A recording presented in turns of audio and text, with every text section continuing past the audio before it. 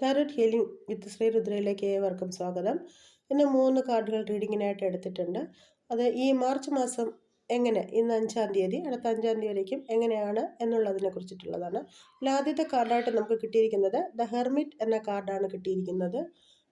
ഈ കാർഡ് തീരുമാനിക്കുന്നത് ഒരു ആത്മപരിശോധന നടത്തുക എന്നുള്ളതാണ്.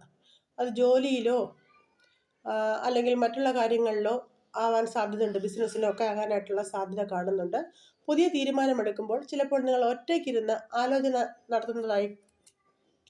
നടത്തേണ്ടതായി വരുന്നുണ്ട്. പുതിയ പഠനവും ജ്ഞാനവുമാണ് ഈ കാർഡ് സൂചിപ്പിക്കുന്നത്. നിങ്ങളുടെ കരിയർ കൃത്യപാതയിലൂടെ രൂപപ്പെടുത്താൻ പ്രകാശപൂരിതമായ ഒരു അവബോധം നിങ്ങൾക്ക് ചിലപ്പോൾ ലഭിച്ചേക്കാം. അടുത്ത രണ്ടാമതായി നമുക്ക് കിട്ടിയിരിക്കുന്ന കാർഡ് ക്യൂൻ ഓഫ് കപ്സ് എന്ന ജലതത്വത്തെ കുറിക്കുന്ന കാർഡാണ്. ജീവിതത്തിൽ ഒരു ഭാവനാശാലിയുടെയും കരുണയുടെയൊക്കെ ഒരു സ്ഥിതി ഉണ്ടാകുന്നതായും കാണുന്നുണ്ട്. ഇൻഡ്യൂഷൻ വളരെയധികം ശക്തമാക്കും. ഹൃദയത്തോടൊപ്പം മനസ്സ് പറയുന്നതും കേൾക്കുക. ആത്മീയതയും ആയി ഉയരാനും മാനസികമായി സന്തുലിത പ്രാപിക്കാനും മാനുഷിക ബന്ധങ്ങൾക്ക് മുൻതൂക്കം നൽകുവാനും നിങ്ങൾക്ക് സാധിക്കുന്നതായും കാണുന്നുണ്ട്. മൂന്നാമതായിട്ട് നമുക്ക് കിട്ടിയിരിക്കുന്നത് ദ എംപറർ എന്ന കാർഡാണ്.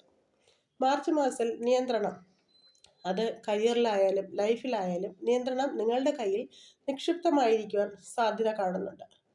നിങ്ങൾ ചിന്തിക്കുന്നതിനേക്കാൾ കൂടുതൽ കരുത്താർജിക്കാൻ നിങ്ങൾക്ക് സാധിക്കും. സ്ഥിരതയിലും കാര്യങ്ങൾ ആസൂത്രണം ചെയ്യുന്നതിലും കൂടുതൽ പ്രാധാന്യം ചെലുത്തുക എന്നുള്ളതും ഈ കാർഡിലൂടെ യൂണിവേഴ്സ് നിങ്ങൾക്ക് നൽകുന്ന സൂചനയാണ്.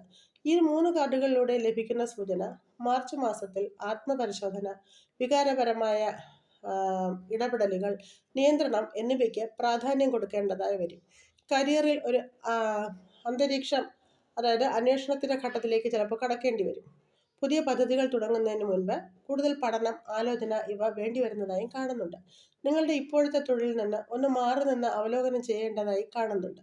പുതിയ അവസരങ്ങൾ തേടുന്നതിന് മുമ്പ് നിങ്ങളുടെ ലക്ഷ്യങ്ങൾ എന്താണെന്ന് വിലയിരുത്തുക. ഒരു മെൻറ്ററിൻ്റെ ആവശ്യമുണ്ടോ എന്നും പരിശോധിക്കുക. ഔദ്യോഗിക ജീവിതത്തിൽ എല്ലാ ഉത്തരവാദിത്വങ്ങളും പുറത്തുനിന്ന് ലഭിക്കണമെന്നില്ല. നിങ്ങളുടെ ഉള്ളിലേക്ക് നോക്കിയാലും മറുപടി ലഭിക്കും. പ്രയാസപ്പെടുന്നവർക്ക് നിങ്ങളെ കൊണ്ട് സഹായിക്കാൻ കഴിയും എന്ന് കാണുന്നുണ്ട്. കുടുംബ ബന്ധങ്ങൾക്കും വ്യക്തിപരമായ താല്പര്യങ്ങൾക്കും മുൻതൂക്കം ചിലപ്പോൾ നൽകേണ്ടി വരും.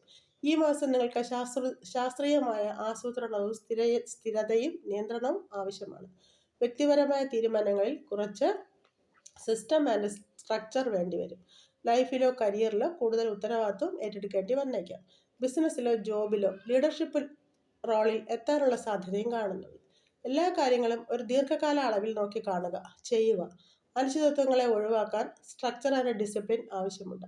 അപ്പോൾ ഈ മാസം നിങ്ങൾ ചെയ്യേണ്ട പ്രധാന പോയിന്റ്, മനസ്സിൽ ദീർഘകാല ലക്ഷ്യങ്ങൾ ഉണ്ടാക്കുക. തീരുമാനങ്ങൾ എടുക്കുന്നതിന് മുൻപ് അവയെ ആഴത്തിൽ പഠിക്കുക.